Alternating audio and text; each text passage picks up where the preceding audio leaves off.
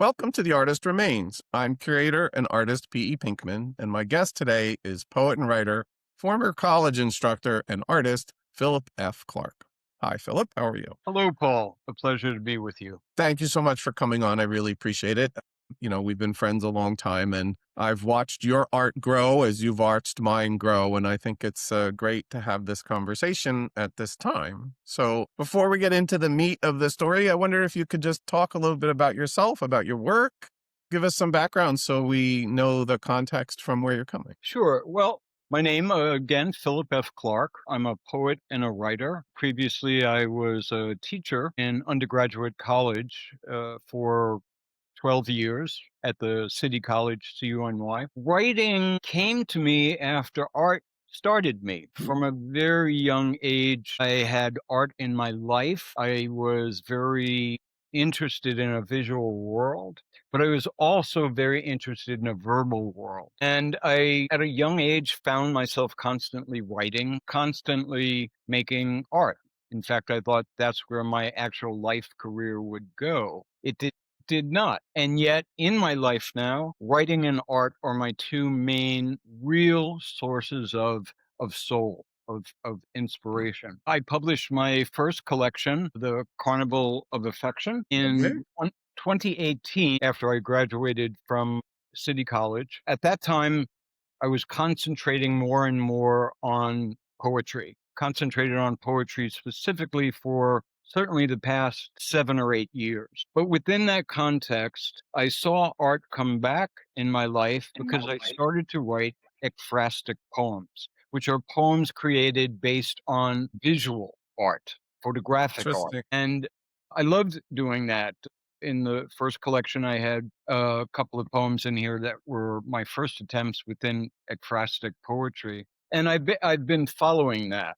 So more and more as I've published, I'm beginning to see that art is a major component of how I see the world, and how I see the world, which I translate into poetry, is a real sort of stream of consciousness, but with intention. It's an Right. intent stream, so to speak. And I'm currently working on 3 projects now, and I have a second manuscript which is in process called The Apprentice to Chaos. So I'm hoping to find a publisher for that and go from there.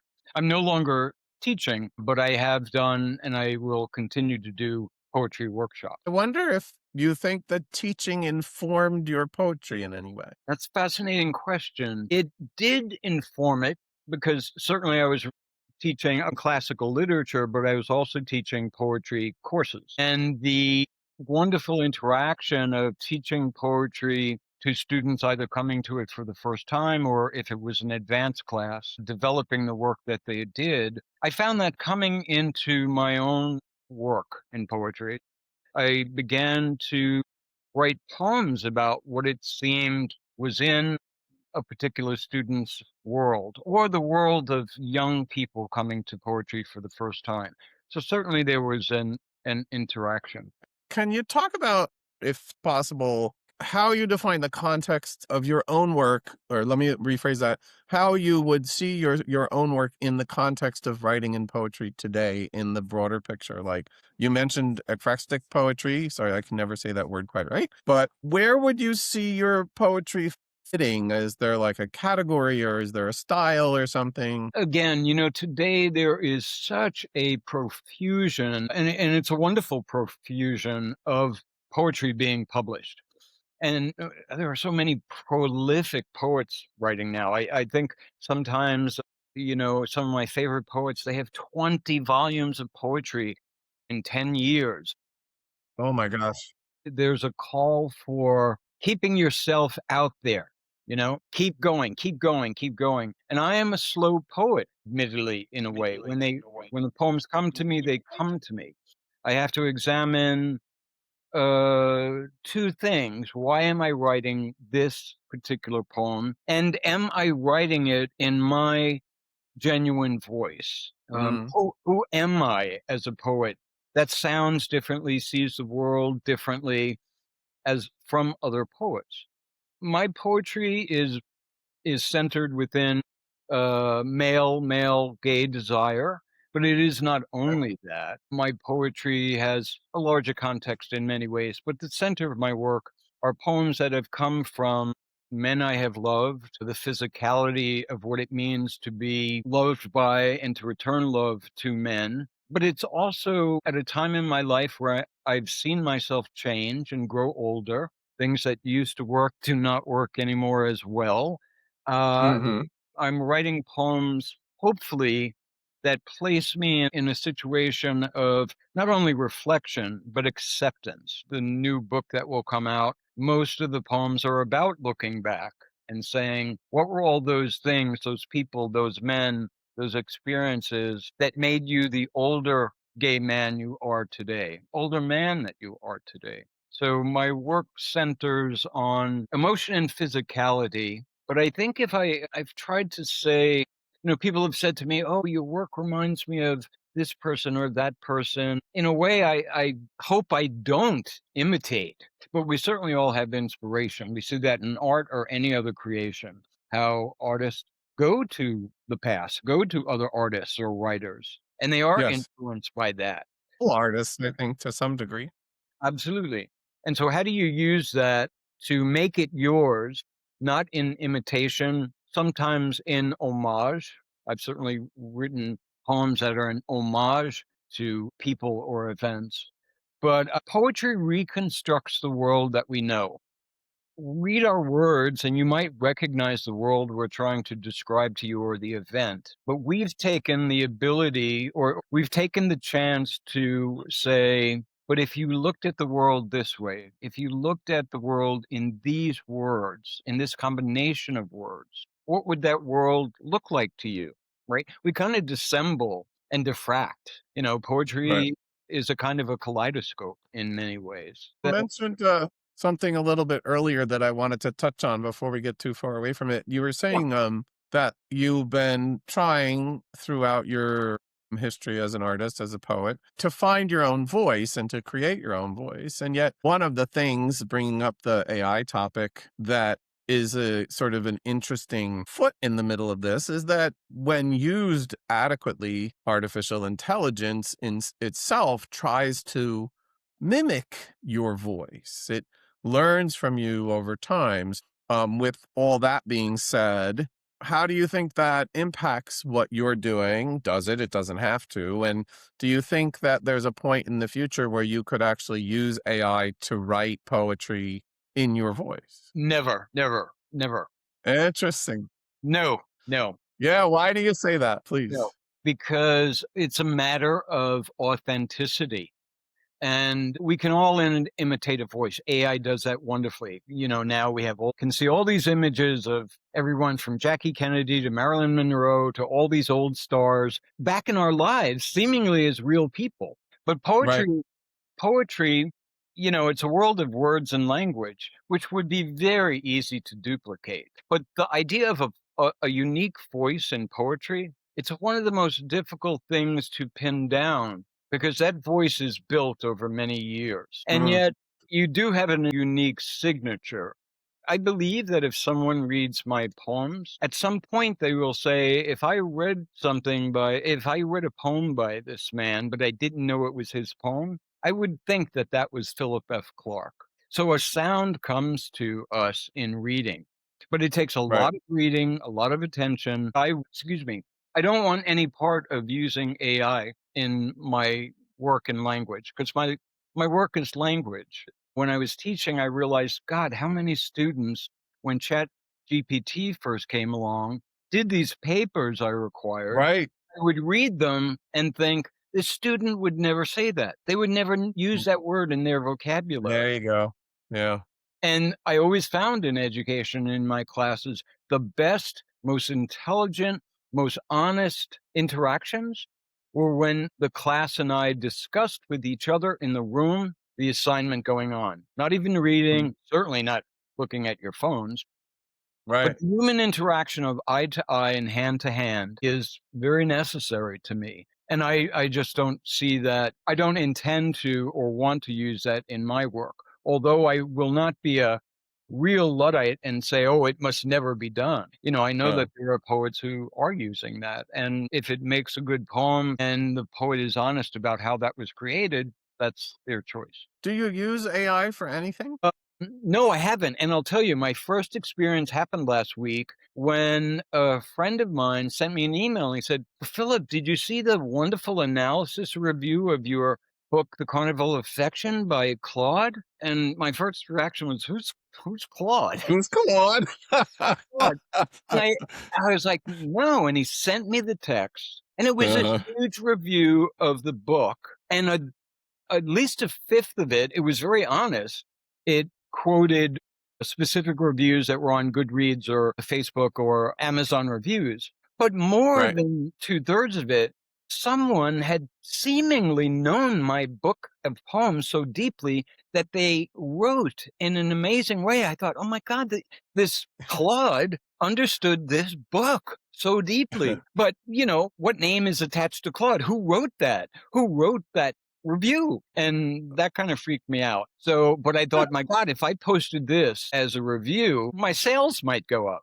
But I would never Yeah, do. yeah, yeah. I would never do that. Sorry, go ahead. I was gonna say, are you aware of other writers who use AI? Are you aware of Yes. writing or poetry that was AI generated? Not AI generated, but AI Edited, collaborated, maybe? so to speak. Some poets and certainly writers will use AI's ability to summarize, to have the research already done that it could pull to you. And you can use that research, which might be hard for you to do on your own in a shorter period of time, have some of the tools that would help you write.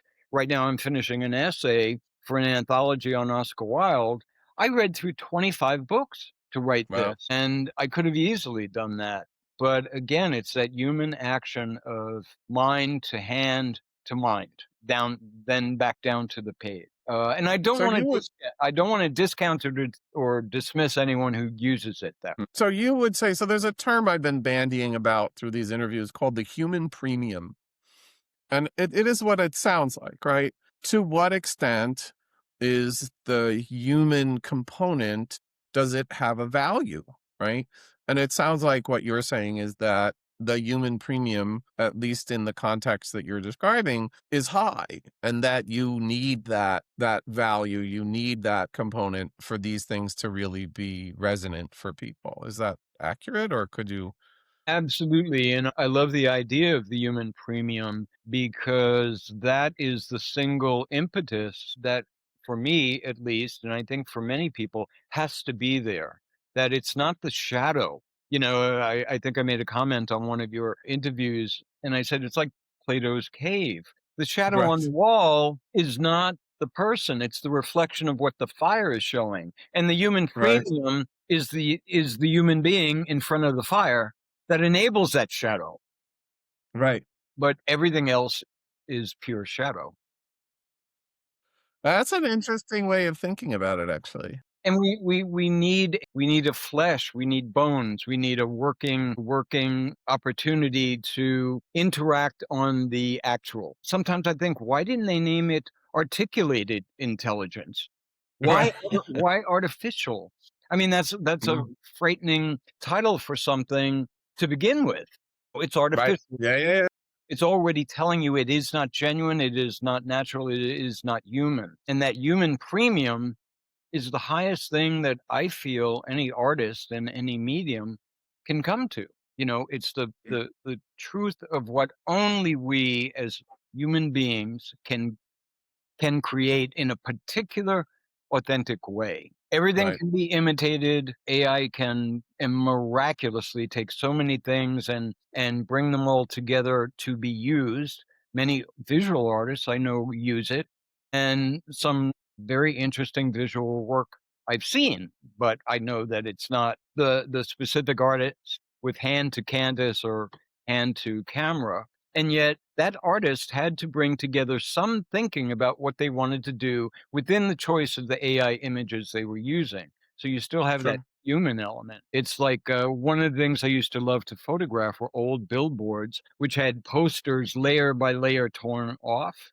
And it would create this whole aspect of a new moment. But I chose the moment in that huge billboard to focus on something that was completely different. And had you not known anything else was there, that was my eyes saying, "This is a beautiful combination of graphic copy." This was a good segue because I was thinking about some of your earlier artwork, which were largely collage based. And I had this conversation with a previous artist who was on here, Brad Terhune, who is a collagist as well. And I said, I wonder if it isn't a little easier to think of AI as a tool in the same way that collagists think of other objects as tools. Like, a collagist is not making the things that it's using, right? It's not taking paint and applying it in a certain way. It's taking pieces of objects that are created by other people. And in some cases, as in like magazine or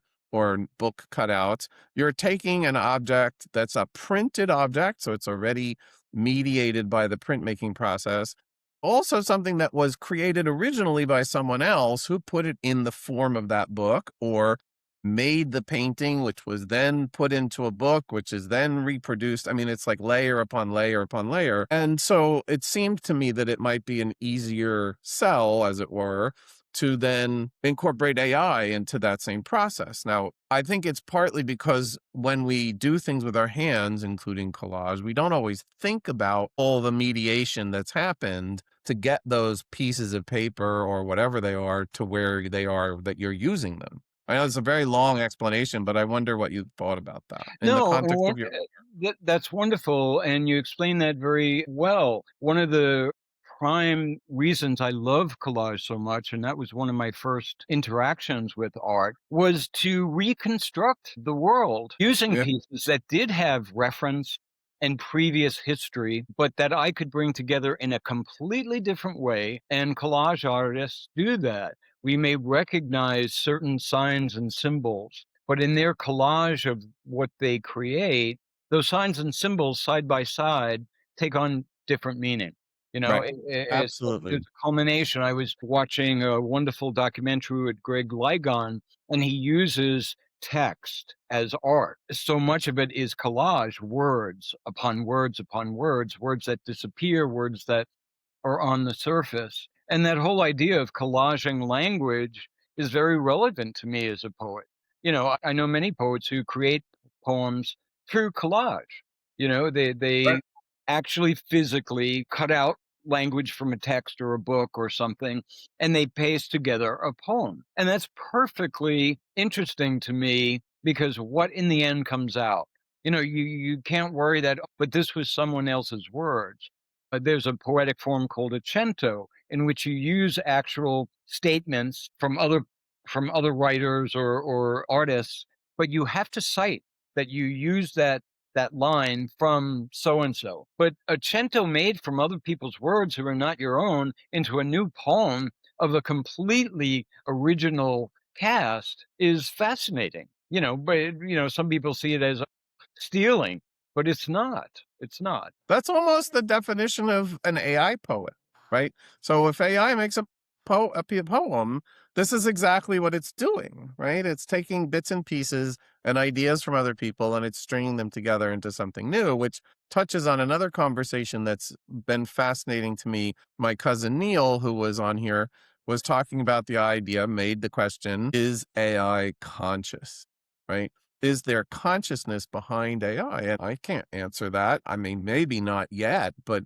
given the way it's going, maybe ultimately that will be. I think there's consciousness up to the edge. Right. There's a plateau that AI cannot go past, I think. The human being can make the jump, but AI Right. only has so much they can fill up, and it's an enormous amount. I think there is much, much good that can be done with AI and technology in some important areas. But AI in the creative field, I see it more and more burgeoning as a choice to use for expressing art, music, dance, video. I mean, it's relevant to some degrees, but for me personally, it cannot replace the human premium. And Right. that's just me. I love to look at a work of art and realize that was created by this artist who thinks this way about this subject, and they have placed it on the canvas or in the photograph in a way that touches me so deeply, I understand their meaning. Or I might not at first understand their meaning. I have to take more time to look at it intently and ask myself questions. What did they Right. think? What did they think?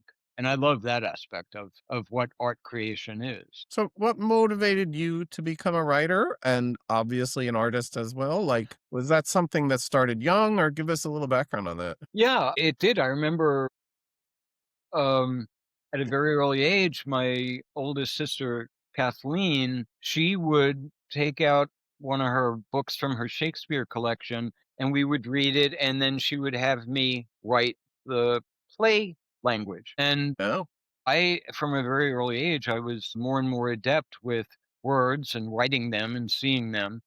But then that developed. I mean, as I said, my first run towards creativity was in art, and I painted and drew, and I developed that visual mechanical sense. But words were always a part of something I loved. And when for years and years and years, I kept a journal. It was an important way for me to deal with the world and get it down on paper so that when I reread it, I had something of myself that I could understand. And it's very funny looking back at some of those journals I have. I was like, who was that?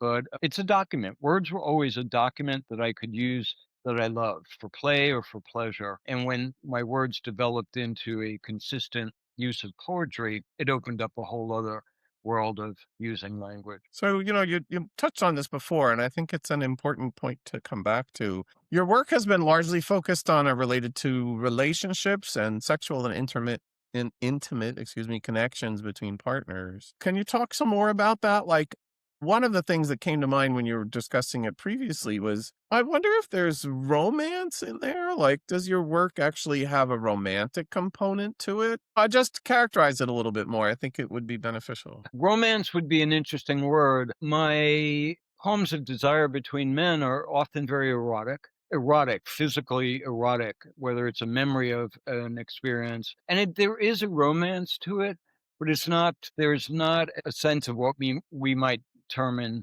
romantic poetry. I mean, God, Right. it's extraordinary genre for poetry historically. Mine are sort of, I don't want to say cold or distant, because many of them are about a body to body experience. But I either put some wry humor into the context, or if I'm looking back on a relationship, romantic or erotic relationship that failed, I sort of, twist the knife a bit sometimes and think, what the hell did I learn from that one? But I do feel deeply that there is a great sense of love and erotic pleasure that I enjoy talking about, and how to get that experience transformed into words rather than the joy and memory of that physical experience. How do you write a poem about that?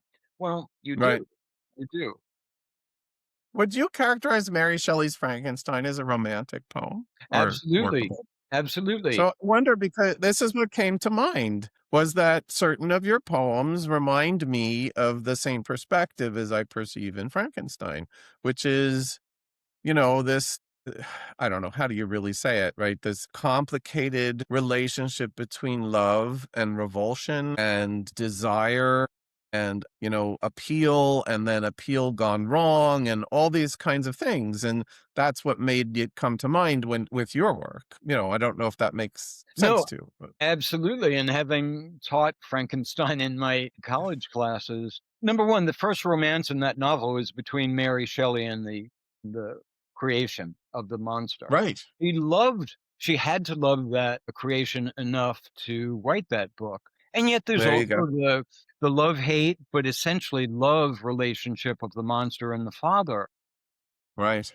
The extraordinary ideas that are in that novel, considering when it was written and who it was written by, Yep. certainly one of the staples of romantic literature. I mean, if you think of romantic literature in the darker side, you have Wuthering Heights, this powerful Yep. romantic force that's dark. Frankenstein has beautiful moments of fragility and love that can only come from a romantic context in the best way. Right. Well, I think that's part of what, a lot of what has happened in the course of the 20th and 21st, say early 21st century is the loss of understanding of what these contexts, what these words mean, right? For us to talk about Mary Shelley's Frankenstein as a romantic work of art, I think would not be understood by surprisingly large number of people. And yet the idea of romance in literature, romance in art comes from these sources. Like we don't have, pulp, all this pulp stuff that's been done ad infinitum only exists because you have these original materials that were, or, works of art that were created. And it's sad to me that people have lost touch with that connection because those ideas matter.